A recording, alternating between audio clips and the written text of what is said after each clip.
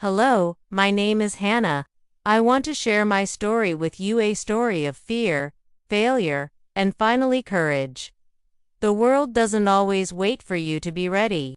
Sometimes, you have to jump while you're still scared. Courage isn't about being fearless. It's about standing tall, even when your legs are shaking. There was a time when I wanted to hide from the world. I felt small, powerless, and invisible. But something deep inside me whispered, "You were born to fight, not to fold." And that's when everything began to change. I still remember the day I decided to stop listening to the world and start listening to myself. I was in high school. When I first started feeling like I didn't belong, I wasn't popular. I didn't have many friends. I wasn't great at sports. I was just average. No one really noticed me, and honestly, I had started to believe I didn't matter. Every time I tried to speak up in class, my voice would shake. When I answered questions, some students would laugh. Teachers would sometimes ignore me, or worse, they would say, "That's not quite right, Hannah," with a disappointed face that stayed in my memory for days. At home, things weren't much better. My parents were always busy, always tired, and I didn't want to bother them. I didn't have anyone to talk to about my dreams, my fears, or even my small daily problems. I felt invisible in my own life. But there was one thing I had that no one could take away from me: a small dream. I wanted to become a writer. I loved to write stories about strong girls, lost boys, forgotten heroes, and magical worlds. When I wrote, I didn't feel weak. I felt powerful. My hands would fly over the keyboard, and for those few minutes or hours, I wasn't just Hannah from the back of the class, I was someone important. But every time I told someone I wanted to become a writer, they would smile in a strange way and say, "That's sweet," or "That's not a real job," or "It's hard to make money that way." Even my best friend at the time laughed and said, "You, a writer? You're too quiet. Writers need to be bold." Their words crushed me. For a while, I stopped writing. I kept my notebook hidden in a drawer. I told myself they were right. Who was I kidding? I wasn't smart enough. I wasn't creative enough. I didn't have the voice for it. I let their doubts become my doubts. Then, one evening, something unexpected happened. I was cleaning my room when I found an old story I wrote in 6th grade. It was handwritten, full of spelling mistakes, with messy drawings at the bottom of each page. But as I read it, I couldn't stop smiling. That little story was full of heart. It was full of imagination. It was written by a girl who wasn't afraid yet. A girl who believed in her words, even if no one else did. That moment made me stop. I sat down on the floor and said to myself, "What happened to you, Hannah? Where did that brave little girl go?" I realized something important. I was the only one who could believe in me completely. If I waited for the world to clap for me first, I would wait forever. I had to clap for myself. I had to be my own biggest fan, even if I was also my only fan. So, I made a decision that night. I took out my old notebook and I began writing again. One story, one paragraph, one sentence at a time. I didn't care if anyone read it. I didn't care if it was perfect. I just wrote. For me, weeks passed, then months. I started waking up early before school just to write a few lines. I began joining online writing groups quietly, under a fake name, afraid of being judged. But something magical happened. People actually liked my stories. They gave kind comments. They encouraged me, and slowly, I began to believe again. In my final year of high school, there was a school writing competition. Normally, I would have avoided it. But that year, something inside me said, "Do it. Show them what you've got." So I entered. I didn't tell anyone, not even my parents. I poured my heart into that story. I wrote about a lonely girl who finds her courage in the most unexpected way. 2 weeks later, they announced the winner. I didn't win, but I came second. I still remember standing on the stage, accepting that certificate. My hands were shaking, my knees felt weak, but my heart it was so full. Not because of the award, but because I had done it. I had believed in myself when no one else did, and that belief had taken me further than I ever imagined. That experience changed everything for me. It wasn't just about writing anymore. It was about life. I started raising my hand in class more. I didn't always get the answers right, but I no longer felt ashamed. I started saying no to people who didn't treat me well. I started walking with my head a little higher, because deep inside, I knew I mattered even if the world didn't always show it. When I got to college, I chose English literature, even though everyone said it wouldn't get me a real job. But guess what? Today, I work as a content writer for a creative company. I write every single day. I tell stories. I use my voice. And best of all, I'm working on my first book. There are still hard days, days when I feel like giving up. Days when rejection emails hit my inbox and self-doubt creeps back in. But I always remember that little girl who wrote stories in secret, and the teenager who dared to believe in herself when no one else did. And I remind myself, you don't need the whole world to believe in you. You just need you. Courage isn't about being loud. It's about being brave enough to whisper to yourself, I can, even when the world is shouting, you can't. So, if you're reading this, and you feel like no one sees you, if your dreams feel too big, if your heart is tired from trying, please remember this. You are enough. You matter. Your belief in yourself can be the most powerful thing in your life. Start small. Write one page. Take one step. Speak one truth. And soon, you'll see the world change because you changed. After I started believing in myself, a new challenge appeared, one that I didn't expect. I thought, once I had confidence, life would become easier. But the truth is, when you start growing, life starts testing you even more. It pushes you to become stronger, bolder, and braver. I was in college, and for the first time, I was away from home.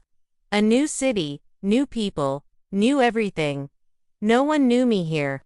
I could start fresh. I should have been excited. But instead, I was scared. I stayed in my comfort zone at first. I went to class and came back to my room.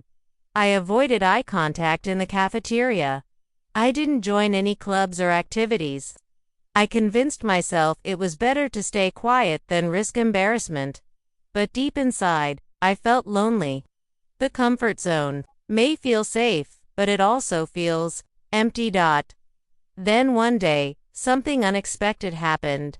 My English professor, Ms. Allen, stopped me after class. Hannah, your writing is beautiful. Why don't you read one of your stories at the open mic night next week? I froze. My hands turned cold. My stomach felt sick. Me, read on stage? I asked. She smiled kindly. Yes, I think people need to hear your voice. I nodded politely and walked away. But my heart was racing. That night, I stared at the mirror for a long time. I kept thinking, what if I forget my words? What if people laugh at me? What if I mess up? Then another thought came, quiet but powerful. What if you fly? The fear was real, but the dream was real too. And I knew that if I wanted to grow, I had to step into fear instead of running from it, so I said yes. The next few days, I practiced like my life depended on it. I read the story aloud to myself over and over. I even stood on my bed and pretended it was a stage. My voice trembled, my knees shook, but I kept going. The night of the event arrived. The room was full of students. Bright lights, microphones, people laughing and chatting. I wanted to run away. My heart was pounding so loudly I could hear it. Then they called my name. I walked to the stage, slowly, like I was walking through water. I held the paper tightly in my hands. My fingers were sweaty. I looked out at the crowd, so many faces, watching, waiting. I took a deep breath and began to read. The first few sentences were shaky. My voice cracked. But then, something magical happened. Silence, not an awkward silence, but the kind where everyone is listening, really listening. And in that moment, I felt something shift inside me. I wasn't hiding anymore. I wasn't whispering in the dark. I was standing in the light. I was seen. When I finished reading, the room clapped. Not politely, loudly. Some people even stood up. A girl from the front row came to me afterward and said, "That story. It felt like you were telling my story too." That was the moment I realized. When you step out of your comfort zone, you don't just change yourself, you inspire others to. After that night, I started saying yes more often. I joined a writing club. I met people from different backgrounds, with different dreams. I started helping shy students like me find their voice. I gave my first workshop on creative writing. I was nervous, of course. My hands still shook. My voice still stuttered at times, but I did it anyway. And every time I stepped out of my comfort zone, something new happened. I discovered parts of myself I never knew were there. I built real confidence, not the fake kind that disappears in a storm. I became brave not because I was fearless, but because I acted despite fear. One of the biggest challenges came during my second year. I had the chance to do an exchange semester in another country, England, a dream for someone who loved literature. But the idea of living alone, far from family, in a new culture, was terrifying. My first reaction was no, I can't. But then, I remembered the girl who stood on that stage. The girl who read her story out loud, even when she was scared. I said yes again. And that one decision opened a door to a whole new world. England was full of challenges, different accents, cold weather, strange food, unfamiliar streets. I got lost more than once. I missed home. I cried some nights. But I also made new friends. I saw beautiful libraries. I visited Shakespeare's hometown. I even spoke at a small university event. That experience taught me something I carry with me always. Courage isn't a one-time thing. It's a daily choice. It's saying yes when your fear screams no. It's walking into the unknown and trusting that you'll figure it out along the way. Looking back, the comfort zone was warm. Yes, but it never gave me growth. It never gave me memories. It never gave me life. But stepping into challenges, that's where the real story began. So, to you, reading this now, if you're waiting for the fear to disappear before you act, please, don't wait. The fear won't go away, but you will get stronger. You don't have to take a big leap. Just a small step. Say hello first. Try that new skill. Join that group. Speak up once. Each small act of courage becomes a bridge to a bigger life. Remember, the comfort zone feels safe, but nothing ever grows there. Real courage means walking into the unknown and trusting that you'll grow wings on the way down. Life has a strange way of testing you when you least expect it. Just when everything was finally coming together, for me, my confidence, my writing, my courage to step outside of my comfort zone, life threw me into one of the hardest storms I've ever faced. It was the final semester of college. I was working on my graduation project, which was a collection of short stories. I was also applying to internships and writing for a local magazine. I was doing everything I had dreamed of, I felt proud. I felt ready to face the world. Then the call came. It was my mom. I remember her voice trembling. She said, "Your father had a heart attack. He's in the hospital." In that moment, my world froze. I dropped everything and took the next bus back home. I sat silently, staring out the window, replaying every memory I had with my father, our walks to the park, his silly jokes, his advice that I didn't always take seriously. I couldn't imagine losing him. When I reached the hospital, I saw him lying in bed, pale and weak. The strong man I had grown up with now looked fragile, tired. My heart ached for weeks. Our family lived in fear. His condition was serious. We had to shift our focus completely. My mother needed help managing the house. My younger brother was scared and confused. I became the one holding everything together. Suddenly, my dreams didn't matter. My project, my stories, my career, everything went silent. But inside me, a small voice whispered, "This is where you need to be strong, now more than ever." Every morning, I would visit the hospital. I would bring my father tea and talk to him gently. I would smile, even when I wanted to cry. At night, I would stay up researching medicines and diets. I was tired, emotionally and physically, but I didn't give up. One day, while sitting by his bed, I took out my notebook. I hadn't written anything in weeks, but suddenly, I began to write again. Not a story, but a letter to my future self. It started with these words, "Hannah, don't give up, even now, especially now." I realized something important. Courage doesn't only show up on stages or in front of crowds. Sometimes, it shows up quietly in hospital rooms, in long nights, in moments when your heart is breaking but you still choose to keep going. My dad slowly recovered. It took time, but he came home. He smiled again. He laughed at my jokes. That smile made all the struggle worth it.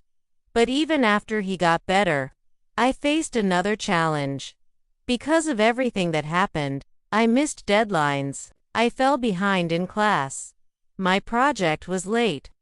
I failed to get the internship I wanted, and worst of all, my professor told me I might not graduate with the rest of my class. I felt crushed. All my hard work, gone. All those late nights, wasted. I wanted to scream. I wanted to cry. And yes, for a few days, I did both. But then, I remembered who I was. I remembered the girl who stood on stage and read her story. I remembered the girl who went to a new country all by herself. I remembered the girl who didn't give up, even when no one believed in her. So I wiped my tears, took a deep breath and made a plan. I talked to my professors. I explained everything honestly. Some said no, but one of them said, "If you're willing to work twice as hard, I'll give you a second chance." And I did. For the next 2 months, I worked harder than ever. I stopped going out. I stopped scrolling on my phone. I focused only on one thing, finishing what I started. Some nights I barely slept. Some days I felt like collapsing. But I kept going. One page, one deadline, one deep breath at a time. And then finally I submitted my final project. I printed it out, held it in my hands, and smiled through my tears. Because I had made it. I stood at my graduation ceremony, not at the top of the class, but with the deepest pride in my heart. Not because I was perfect, but because I didn't give up. There will be days in your life when nothing makes sense. Days when everything falls apart. Days when you feel like you've lost everything you worked for. But hear me when I say this, that is not the end. Those are the moments that shape you. That's when your courage becomes real. That's when your character is born. Don't give up when life gets hard. Don't walk away when everything feels broken.